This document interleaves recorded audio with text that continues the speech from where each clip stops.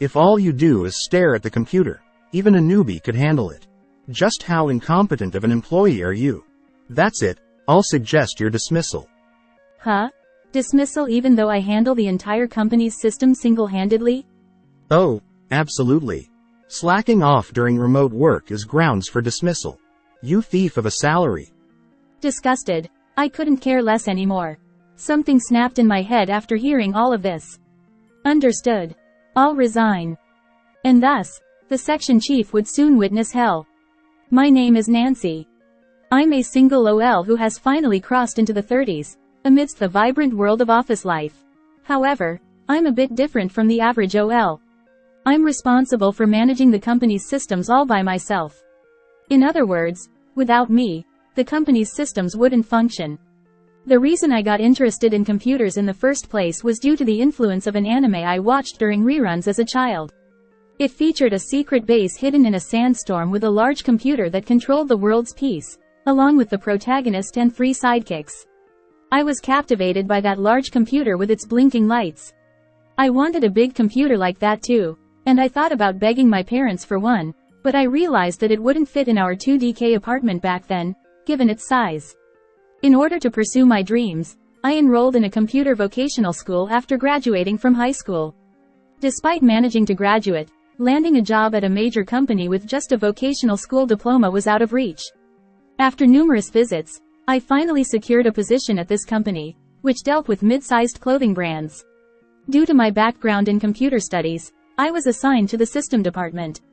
At that time, the system department comprised several engineers who had graduated from universities or vocational schools, responsible for managing and operating the systems. However, as times changed and computers underwent dramatic evolution, the need for as many personnel diminished. Consequently, the company underwent restructuring in the system department, and eventually, I was the only one left. Eventually, the system department was dissolved, and I became a member of the General Affairs section in the General Affairs department. One day, the head of the General Affairs section decided to retire due to family reasons and take over the family business. The new head of the General Affairs section was Jason, who had been promoted from the sales section. He was in his early 50s and believed in hard work and perseverance as the keys to success. He had a habit of saying phrases like, "Back in my day," and "Young folks these days are," on various occasions. He seemed like a survivor of the passionate Japanese salaryman from the old days. Well, since the General Affairs department was a safe and stable division, I didn't expect any major issues. Plus, my job involved system management, so a field that the new head, with his limited computer knowledge, wouldn't interfere with. So, I felt reassured. However, that was too naive. When I greeted him, the section chief, Jason, muttered, "Can a woman handle this job alone?" I retorted inwardly. Don't underestimate me just because I'm a woman. Of course, I kept that to myself. In our company, due to the emergency declaration caused by the virus, a remote work system was implemented to enable work from home. However, since the general affairs tasks are somewhat inconvenient to handle remotely, it was decided that one person must come to the office on rotation. Despite that, unrelated to this, I was assigned to come to the office separately from other employees for system-related tasks once a week. One day, my scheduled office day coincided with the section chief's. I was in the machine room, checking the system's status while looking at the monitor screen. So this is a computer. Surprisingly small, isn't it? I heard a voice from behind. Oh, good morning, Mr. Jason. Good morning. But this room is so cold, isn't it? Isn't the air conditioning too strong? You're the only one here, right? The air conditioning in this room isn't for humans, it's for these machines. Computers have many heat-generating components, so they need constant cooling to prevent overheating. But if you stop the machines, you won't need the air conditioning, right? That's true, but the machines here operate 24/7, 365 days a year, so it's not that simple. Isn't that wasteful? Nobody's using them at night, right? His words irritated me. It's not wasteful, it's necessary. Electricity bills are high nowadays. At least try to cooperate with energy saving by raising the set temperature or something. But that's not feasible. Besides, the air conditioner here is old, so it needs to run at full capacity to be effective. I'll do my best to address that. It's unsettling how the section chief's outdated thinking is affecting things here. Gradually, a sense of unease started to grow within me. After Jason became the section chief, it was decided to conduct individual interviews at his behest. He expressed a desire to speak with each of us individually, which, of course, would also be part of our performance evaluations. Since the interviews were conducted using a video conferencing system, I made sure to dress appropriately from the waist up, but I remained in my sweatpants below the camera view. I also applied a bit of makeup.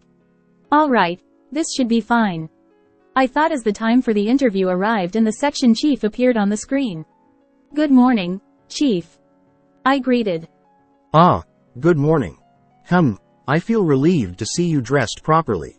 There are idiots who try to do interviews in their pajamas or sweatpants sometimes.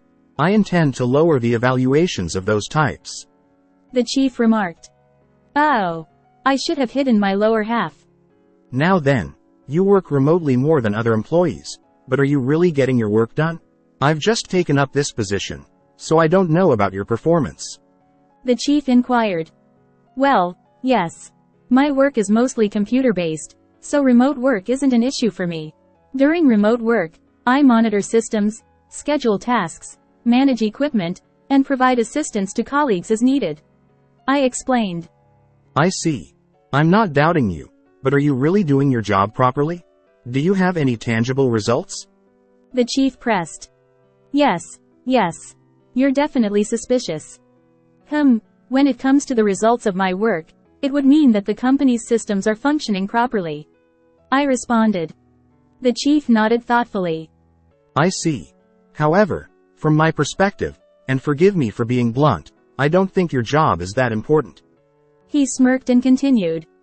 Actually, the current tasks could be handled by a female employee alone. I mean, no offense, but I don't see the need for dedicated personnel. He's been saying, I mean no offense, over and over, but he's truly offensive. Besides, gender has nothing to do with system management. Wait a minute. Are you saying I have no value?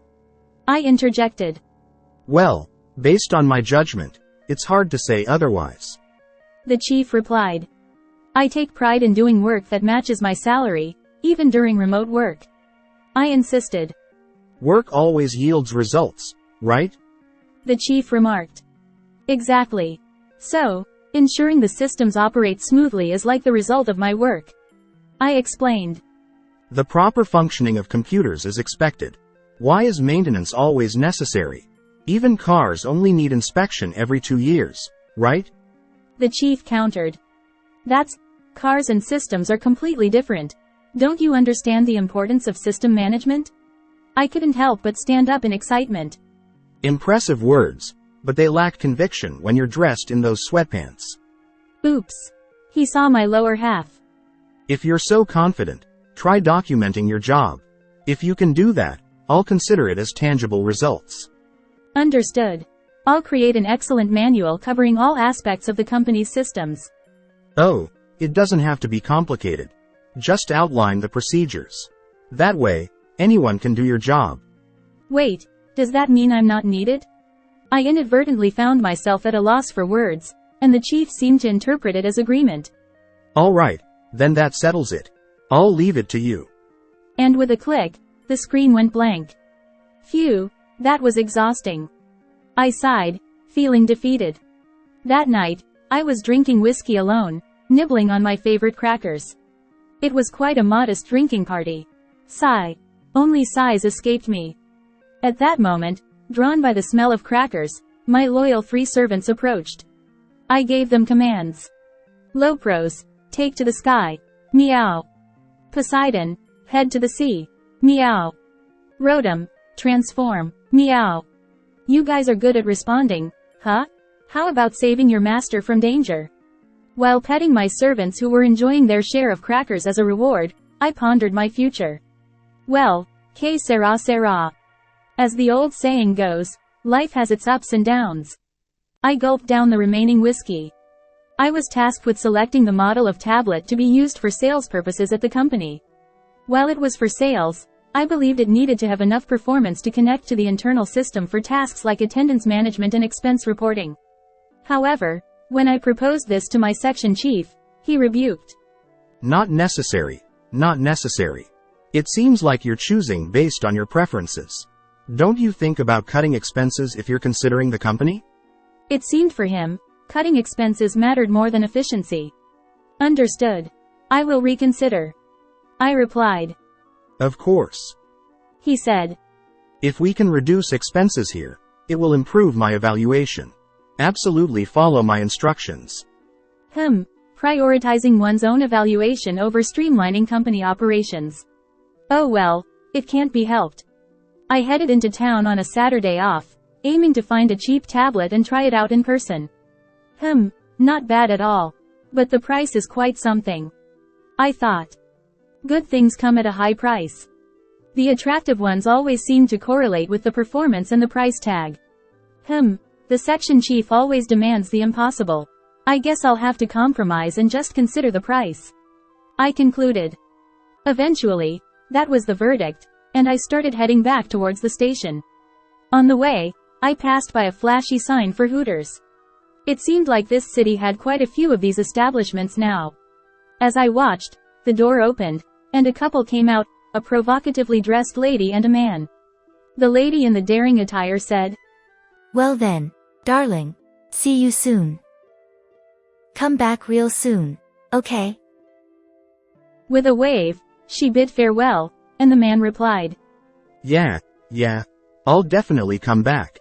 Can't have you forgetting about me. The customer also said goodbye before they parted ways. Oh wow. Darling? What's that all about? Are they playing couple or something? But wait, that customer's voice sounds familiar. And when I looked at their face, it hit me. Hey, was it Jason, the section chief? I stood there in shock, and then he called out. Oops.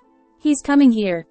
Without thinking, I turned away from the section chief and headed towards a nearby stall, placing a random order and ending up with a piping hot gratin. Somehow, I managed to avoid the section chief. I hurriedly took refuge on a bench in the park and started eating the gratin. This gratin is delicious. I mused as I savored my favorite dish, recalling the scene I had just witnessed. So, the section chief. He's into Hooters, huh? And being called, darling, made him look completely flustered. Well, I guess everyone has their own preferences, no point in judging. With that, I took another bite of the remaining cheese and got up from my seat. I was worried that I might burst into laughter if I saw Jason's face and didn't know what to do, but fortunately, we didn't have any chance encounters, so I just went about my work as usual. However, one day while working remotely, I noticed a discrepancy in the inventory management of the computers slated for disposal. The number of laptops didn't match between the end of last month inventory and the end of this month inventory. Well, they were quite old models and slated for disposal, so it wasn't something to worry about too much. But since there were disposal costs associated with these computers, I had to claim expenses for the quantity, and the amount didn't match the actual disposal fees. More than anything, the mismatch in the number of disposed computers bothered me. Then, one day, I was browsing through an online auction. As I lazily scrolled through the listings of computers, one caught my eye. Oh, this is the same as the one we used at the company before. I thought. The description read. Description. It's an old model but has been tested and works fine. It's ready to use right away. I see. Despite some signs of use, it's quite a bargain. The seller's name was Jay. A name like a movie protagonist. Jay? I was a bit curious, so I checked out this person's listings. They had listed several used computers, all of the same model. Something seems fishy. I thought. Feeling intrigued, I bookmarked the listing for further investigation. The relationship between my section chief and me remained as contentious as ever, and his attitude towards me became increasingly strict. He pressed me to explain in detail the work I was doing while telecommuting. What's this work report?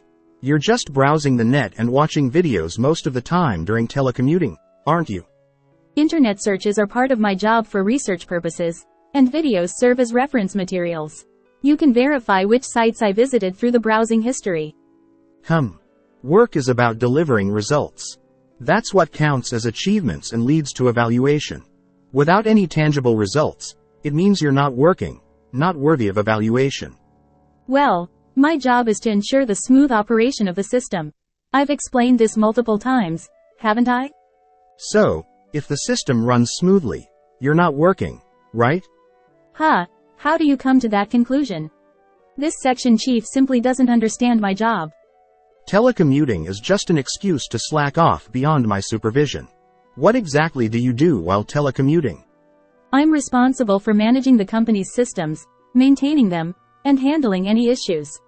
HMPH, even a rookie can stare at a computer. Really, how incompetent can an employee be? Anyway, I've had enough. I'll suggest your dismissal. Dismissal even though I handle all the company's systems single-handedly? Of course. Slacking off during telecommuting equals getting fired. You're just stealing a salary. I'm exasperated. I don't care anymore. Something snapped in my head after being pushed this far. Fine. I can't work with you anymore. I'll resign as you wish. Don't come crying back to me later. Even though the 21st century is nearing its 4th decade, there are still primitive-minded people like him surviving. Finally made up your mind, huh? Do as you please. I feel relieved now. With that, the screen went blank. He should learn the struggles of system management. I couldn't contain my anger and impulsively threw the cat's toy I had nearby. Feeling exhausted, I brewed some coffee and returned to my computer, only to receive a call from the department head during a video conference. Oh, yes. This is Nancy. Sorry to disturb you while you're busy. Is it okay to talk now? Yes, it's fine. What can I help you with? So, I was just talking with Jason, the section chief. He mentioned that you're considering leaving the company, and I wanted to have a chat about it. It's about the earlier conversation. The department head must be struggling with Jason too. I may be old-fashioned as well, but I believe I understand the company's systems and your job managing them. However, he insists he can't comprehend your work, and accuses you of slacking off during telecommuting. It's quite troublesome. It's not a laughing matter. But I've reached my limit. Being called a slacker and a salary thief, I just can't continue working like this. Well, try to calm down a bit. I'm also troubled by this.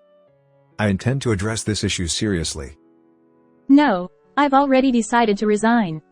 Well, could you just calm down and listen to what I have to say? It's too late for that. My decision is final. With my anger evident, the department head smiled wryly. Actually, I have something in mind. Will you hear me out? Come to think of it, I have something to report too. Is it about Jason, the section chief? As expected. You're quite perceptive. Figured you'd know. The department head and I shared a knowing smile through the screen. He's been my superior since I joined the systems department, and despite the age gap, we get along well. After sorting things out with the department head, I agreed to come into the office on the last day of the month. Alright then. You'll come into the office as planned on your last day? Yes, Jason is scheduled to be in the office that day too. And so came the last day of the month. When the section chief spotted me at the office, he approached with a smirk. Make sure your desk is tidy. A departing bird should leave no trace, you know. Yes, understood. Good morning. It's good that you two are here together. Oh, good morning, sir. The department head winked at me as I greeted him. He seems quite cheerful. Jason, you've probably known already, but Nancy is leaving the company. It's regrettable for the company, but her decision is firm. Yes, indeed. Since she wants to leave, there's nothing we can do. The section chief nodded along with the department head, rubbing his hands together. Now, it's unfortunate that Nancy is leaving, but I'm thinking of making some organizational changes. The section chief tilted his head at the department head's words. Organizational changes? Isn't it a bit too much for Nancy's resignation? You think so? This matter is quite significant. With that, the department head began to read from the document he held. Starting next month, we'll establish a systems department within the General Affairs Department. We're planning to assign new recruits as members under the head of this department. A new recruit as the head? But a systems department is unnecessary. They'll just slack off and steal salaries anyway. No. If anyone's a thief, wouldn't it be you? Huh? I don't understand what you're implying. The section chief was clearly unsettled. Ignoring the section chief, the department head gave me the go-ahead. Nancy, go ahead. Yes, sir. Well then, section chief, did you know that recently, some computers slated for disposal have gone missing? I didn't know anything about that. Since disposing of electronic equipment like computers incurs disposal costs, you properly billed the expenses to the department, right? Yeah. I should have taken care of that already. Well, the quantity I billed for and the actual quantity disposed of don't match. So what's the big deal? That means only a fewer number of computers have been disposed of than the amount allocated by the company. I find this suspicious. That's, a mistake on the computer's part. It's not a reliable system, so it's bound to have errors like that. Oh, really? Well, I happen to be the one who designed that unreliable system. The department head responded with a smirk. The section chief froze with his mouth agape. Nancy, please continue. The department head instructed. Yes. So, the discrepancy amounts to about $2,000. This amount seems to be missing. Additionally, regarding the missing computers, I found out that the same models have been listed on an online auction site. So, I purchased one to investigate. Upon inspection, the license number matched our company's records, confirming that these were indeed the company's discarded computers. Interestingly, the seller goes by the name, J. Jay? What in the world? The department head burst into laughter. Wait, it wasn't me. Indeed, the shipping address wasn't the section chief's. It belonged to someone else. And who might that be? The department head inquired, already knowing the outcome and grinning. That person turned out to be a college student working part-time at Hooters. Apparently, she was entrusted with computers by regular customers and instructed to ship them to designated recipients. I see. And what was the name of this customer? She received a business card, and the name on it was. There was an audible gulp from the section chief. Jason. At Hooters, he went by the name, Darling. Jason's shoulders slumped in defeat. So, Jason, do you have anything to say? The department head asked. No, Well, technically, this could be considered theft and embezzlement. This is a serious crime. The department head remarked. I apologize. The section chief mumbled. One more thing. What did you do with the money you made? The department head inquired. Well, The section chief faltered, so I answered in his place. It seems he spent it on his favorite girl at Hooters. The college student mentioned earlier was his favorite, and he was quite fond of her. grr. It was all over for him. Now, Jason, are you willing to admit to your wrongdoing? The department head asked. Yes, I'm sorry. Well, if I wanted, I could report this to the police. But considering the company's reputation and if you can compensate for the damages, I might let it slide. The department head said. Yes, of course. Please, have mercy. The section chief pleaded. In that case, we'll demote you from your position as section chief and reduce your salary for about 6 months. Forget about any bonuses. Is that too lenient? The department head gestured towards me, and I shrugged and nodded slightly. As a result of this incident, Jason was demoted from section chief to a regular employee and faced a 6-month pay cut. The next day, I went to the office as instructed and headed to the department head's office. There, I received my appointment letter. System Division Chief Nancy. Yes.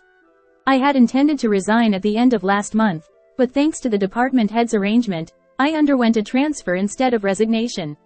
In other words, I was promoted from a general employee in the General Affairs Department to the newly established System Division Chief.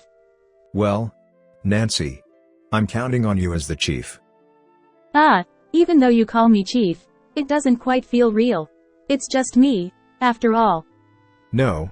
Since it's the system division, you'll have subordinates. They should be arriving soon. Just then, there was a knock on the door, and someone entered, apologizing. Section Chief Jason. I mean, Mr. Jason. What? Nancy, what are you doing here? Hey. Hey! You shouldn't speak to your superior like that. Huh? The department head smirked and explained. Nancy resigned yesterday, but as of today, she has been appointed as the new chief of the system division. And you'll be reporting to her. Huh? Huh? Reluctantly, I found myself in sync with Mr. Jason. What the hell is this? Mr. Jason's scream echoed in the office. Well, I said Nancy would be the new chief of the newly established system division. And you'd be her subordinate.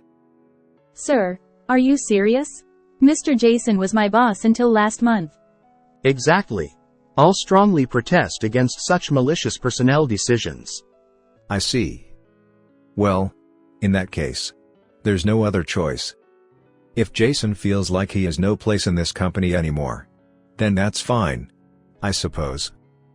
With a flushed face, Mr. Jason said, I have my pride too. I can't accept such personnel decisions. I decline this company's offer. It's a shame.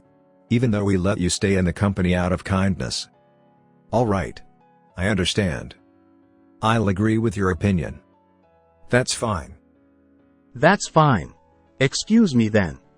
With a rough sound of the door, Mr. Jason left. And Mr. Jason left the company. As a result of this incident, he ended up being dismissed. Now, Mr. Jason won't be able to go to his beloved Hooters anymore. Well, finding a new job should be the top priority, but at his age, it might not be so easy, right? I don't care, though. I've heard rumors that he blew through his savings and his wife found out. Maybe his personal life is in trouble too? I don't care, though.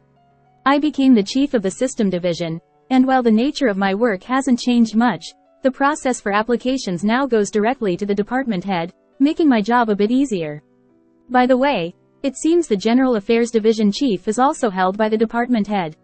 Today, I was at the office on a day off for machine maintenance. Now that I'm the chief, I sat in a slightly elevated chair, checking the progress of the maintenance. Come to think of it, I haven't been back home for a while. Maybe it's time for a visit to show filial piety.